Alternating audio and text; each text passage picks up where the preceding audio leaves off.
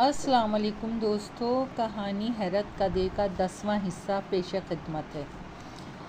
जब मुझे होश आया तो ख़ुद को एक झोंपड़े में घास फूस के बिस्तर पे पड़ा पाया। मेरे करीबी जोसेफ बैठा हुआ था। मेरे ज़ख्मी शाने पे कपड़े की पट्टी सी बंधी हुई थी। हैरत अंगेज़ तौर पे मुझे किसी भी किस्म का दर्द महसूस नहीं हो रहा था। हम कहाँ हैं? मैंने उठते हुए पूछा। कोम्बो कबीले की बस्ती में। सरदार जोम्बा अपने कबीले के बहुत से अफराद समेत मारा गया। जो बच्चे वो कैदी बना लिए गए। तुम्हारी वजह से कोलाई की जान बची थी, इसलिए हम इस बस्ती में मेहमान की हैसियत से मौजूद हैं। सांप वाले बूढ़े ने हीरे की चमक वाला कोई पत्थर तुम्हारे ज़ख्म पे मलने के बाद पट्टी बांध के कहा, कल तक तुम्हारा ज़ख्म ठीक हो जाएगा, फिर तुम दोनों जा सकते हो। जोसेफ ने जवाब दिया। कुछ देर बाद एक जंगली भुना हुआ गोश्त और फल ले आया और कोई बातचीत किए बगैर लौट गया। हमें प्रोफेसर शिराजी की मौत का भी दुख था, मगर वो अपनी खुद गर्जी की भेंट चढ़ा। अबदी ज़िंदगी को ख्वाहिशमंद प्रोफेसर शिराजी भला बैठा के हर जी नफ्स ने मौत का जायका चखना है। हमारी खौफ खिदमत खातिर भी की जा रही थी। रात को भी खाने के लिए भुना हुआ गोश्त जो गालिबन हिरन का था और फल लाए गए। कुछ देर बाद सांप वाला बूढ़ा आया और बिना हमसे मुखातिब हुए खामोशी से मेरी पट्टी खोली। हैरत अंगेज़ तौर पे मेरे शाने का ज़ख्म ठीक हो चुका था। बूढ़ा हमसे मुखातिब हुए बगैर जिस तरह आया था इसी तरफ वापस लौट गया।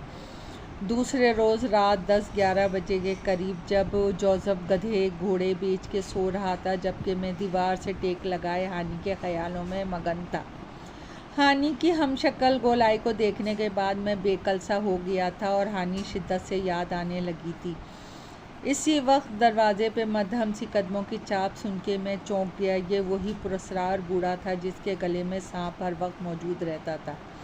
साथ ही हानि की हमशक्ल कोलाई भी थी। रात के स्पैन दोनों को आता देख के मेरी आंखें हैरत से फैल गईं। कैसे हो बेटे? बूढ़े ने इस बार मुझे इंग्लिश में मुखातिब किया तो मैं हैरत से उछल पड़ा। आप इंग्लिश जानते हैं?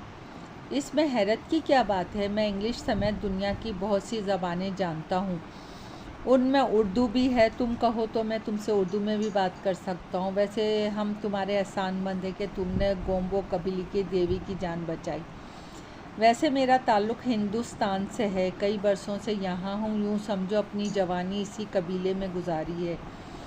बूढ़े ने मुस्कुराते हुए कहा, इसका मतलब ये भी उर्दू समझ लेती होगी? मैंने पूछा तो कहने लगा, नहीं, देवी सिर्फ हमारे कबीले की ज़बान बोलती है। इस रोज़ जब तुम झोपड़ी में दाखिल हुए तो देवी ने बताया तुम इससे रोते हुए कुछ कह रहे थे। तुमने खंजर और सफूफ भी देवी को दिखाया था। फिर देवी ने तुम्हें जाने का इशारा किया और फिर जब तुम बाहर निकले तो देवी ने झोपड़ी के दरवाजे से देखा तो एफू कबीले के 2 अफराद के नगे में एफू कबीले की तरफ जाने वाले रास्ते पे जा रहे थे। तब देवी समझ गई कि तुम लोगों को जोम्बा के हुक्म पर अगवा किया गया है। जोम्बा कमीना खसलत इंसान था। वो अमर इसका कबीले को गोम्बो कबीले के हरीफ था। कई बार दोनों कबीले में जंग भी हुई। दरअसल जोम्बा कोलाई पर शुरू ही से नज़र रखे हुए था। वो जब ताकत से अपने मकसद में कामयाब ना हुआ तो तुम्हारे तरीके से कोलाई को अगवा करना चाहा। इस तरह वो गोम्बे कबीले को ज़ेर करने के साथ साथ अपने मज़मूम मकासद में भी कामयाब हो जाता। बूढ़े ने तफसील से बताया। हमारी बातों के दौरान जोसेफ भी जाग चुका था और अब हैरत से गोलाई, देवी और बूढ़े को देख रहा था। बाबा, आपका नाम क्या है? मैंने पूछा। गौतम कह सकते हो तुम मुझे, मगर ये तो बताओ इस रोज़ तुम कोलाई देवी से क्या कह रहे थे? गौतम ने पूछा। इस बात को छोड़े मैंने इसे टालने की कोशिश की, मगर वो बज़िद रहा। मजबूरन मैंने उसे अपनी रुदात सुनाने के साथ साथ बताया कि मैं इस रोज़ मैंने कोलाई देवी से कहा था कि यह बूढ़ा। गौतम बहुत हंसा, फिर कहने लगा, शामिर, हमारा कबीला और मैं तुम्हारा एहसान ज़िंदगी भर नहीं भूलेंगे। अब तुम लोग तैयार हो जाओ, मैं और कोलाई देवी भी तुम्हारे साथ चलेंगे ताकि फिर तुम किसी मुसीबत में न फंस जाओ। मैं और जोसेफ बूढ़े गौतम के साथ झोपड़ी से बाहर निकले। कुछ फासले पे दरख्तों के झुंड में 3 चाक चौबंद घोड़े मौजूद थे। एक घोड़े पे हमारे सामान के साथ साथ राइफ़ल भी मौजूद थी। जिसे गौतम के कहने पे जोसेफ ने शाने से लटका लिया और घोड़े पे गोलाई देवी, जबकि दूसरे पे बूढ़ा गौतम और तीसरे पे जोसेफ और मैं बैठे। जोसेफ माहिर घोड़सवार था, इसलिए घोड़े की लगाम उसने संभाली। तीनों घोड़े तेज़ रफ्तारी से सरपट दौड़ते हुए जंगल में दाखिल हुए।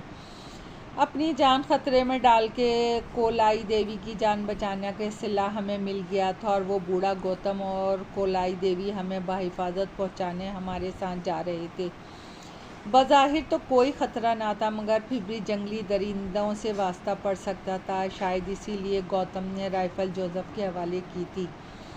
अंधेरे के सबब इस घनी जंगल में कुछ दिखाई नहीं दे रहा था, मगर इसके बावजूद हम काफ़ी तेज़ रफ्तारी से अपना सफ़र जारी रखे हुए थे कि जल्दी अज जल्द इस हैबतनाक जंगल से निकलना चाहते थे। और फिर हमें जंगल से बाहिफाजत रुखसत करने के बाद कोलाई देवी और बूढ़ा गौतम ने भी वापस अपने कबीले लौटना था। सुबह का उजाला नमूदार होने तक हम काफ़ी फासला तय कर चुके थे। रास्ते में रुक के हमने एक चश्मे से पानी पिया, घोड़ों को भी पानी पिलाया, हाथ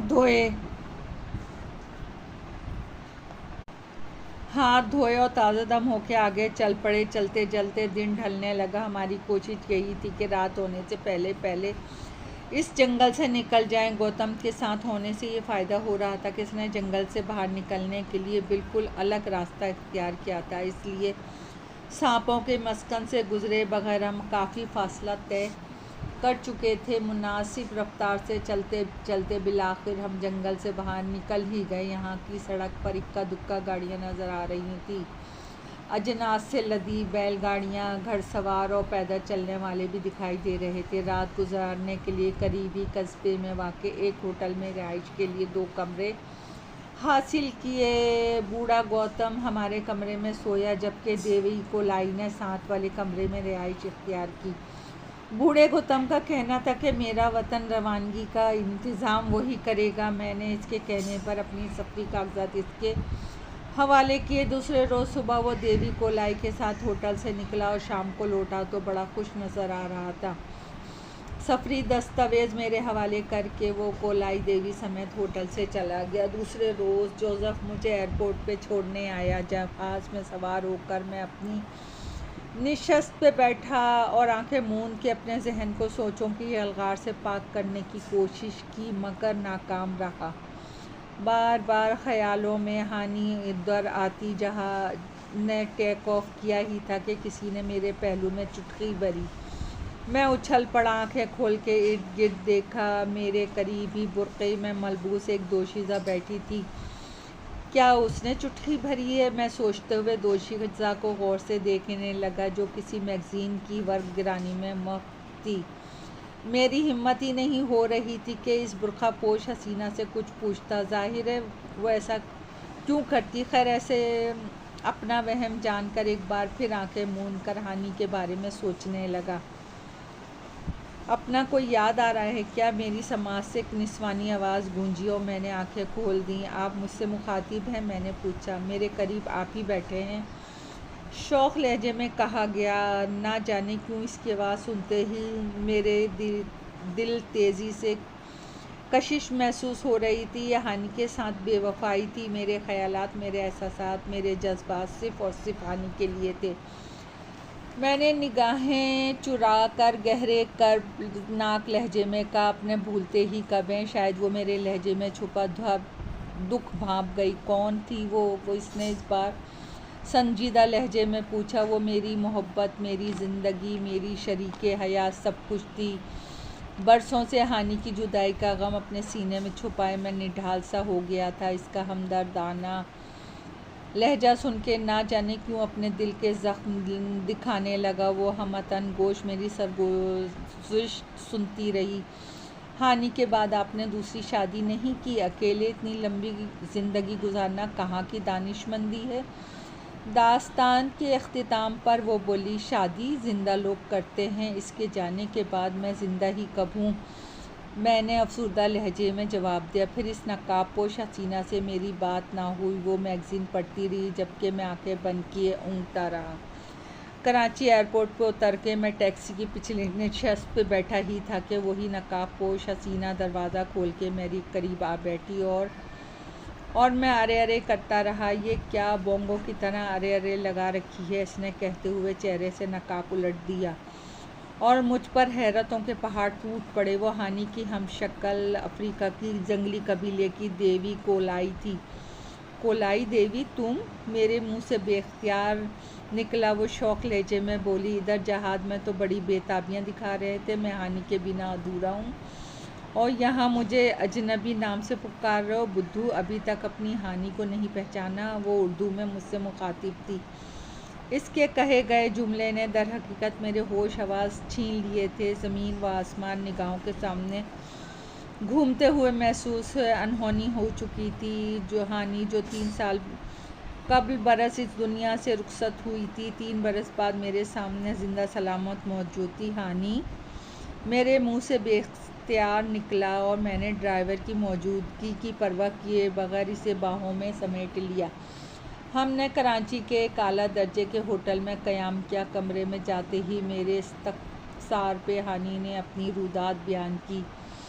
वो बोलती जा रही थी और मैं दम बख़ुद सुनता जा रहा था। तुम जेल में थे और मैं तुम्हारी याद में दिन रात आंसू बहाती रहती। ऐसे में उमाइमा मेरी सगी बहन की तरह ख्याल रखने लगी। एक रोज़ वो रात मेरी देर से मेरे कमरे में दाखिल हुई। मुझे तुम्हारी याद में नींद नहीं आ रही थी, मैं याद करके रो रही थी। तब उमाइमा ने मुझे इसरार करके अपने सामने दूध पिलाया। मैं दूध पीते ही होश व खरोश से महरूम हो गई। मुझे होश आया तो मैं बेड पे बेसुदोपा मौजूद थी। मेरे हाथ और पाँव नायलॉन की रस्सी से बंधे हुए थे। उमाइमा बेड के करीब कुर्सी पे बैठी थी। इसके हाथ में एक पिटारी मौजूद थी, ऐसी पिटारी जिसमें सपेरे सांप रखते हैं। ये क्या हरकत है उमाइमा भाभी? मैंने गुस्से से पूछा। इसने पिटारी मेरे करीब बेड पे रखी और कुर्सी से उठ के टहलने लगी। हानि, तुम क्या समझती हो मैं इतनी आसानी से तुम जैसी मामूली लड़की से शिकस्त खा जाऊंगी? ये सब मेरी चाल थी ताकि तुम्हें अपने जाल में फंसा सकूं। शामिर से रास्ते में लिफ्ट लेने वाली लड़की का नाम असल में मारिया था और वो कॉल गर्ल थी जिसे मैंने शामिर को फंसाने के लिए 50,000 और लाखों की हीरोइन दी। वो जैसे ही शामिर की गाड़ी से उतरी, पुलिस को इत्तला दे दी गई। यूँ शामिर को जेल हो गई। इस रोज़ निफ्शप के करीब अन्नाबी को सीढ़ियों से मैंने ही धकेला था, इसलिए कि अन्नाबी मेरी असलियत जान चुकी थी। इनकी बदकिस्मती, जिस वक्त मैं मारिया से फ़ोन पर बात करते हुए शामिर को फंसाने पर इसे शाबाशी दे रही थी, हमारी गुफ्तगू अन्नाबी ने सुन ली और धमकी दी कि सुबह होते ही अजीम को मेरी असलियत बता देंगी। मगर मैंने इसे सुबह का सूरज न देखने दिया और आज तुम्हें दूध में बेहोशी की दवा पिला दी। इस पिटारी में जहरीला सांप है जो मैंने एक सपेरे से भारी मुआवजे पर ख़रीदा। तुम्हारी मौत सांप के डसने से वाक़ई होगी। जेल से वापस आके शामिर तुम्हें भूल चुका होगा। मरने वालों के साथ कोई नहीं मरा करता। फिर इसी तरह किसी रोज़ आज़म भी किसी न किसी हादसे में मारा जाएगा और मैं शामिर शादी रचा लेंगी। इसने अपने मकरू अज़ाइम मेरे सामने ज़ाहिर की और मेरे मुंह में कपड़ा ठूस दिया। फिर पिटारी का ढक्कन हटाकर पिटारी मुझ पे उलट दी। सांप ने मुझे डसा तो दर्द और अज़ियत की कसीली लहर मेरे पूरे वजूद में सरात कर गई। मेरे जहन पे धुंध सी छाने लगी और मैं होश और खरोश से महरूम हो गई।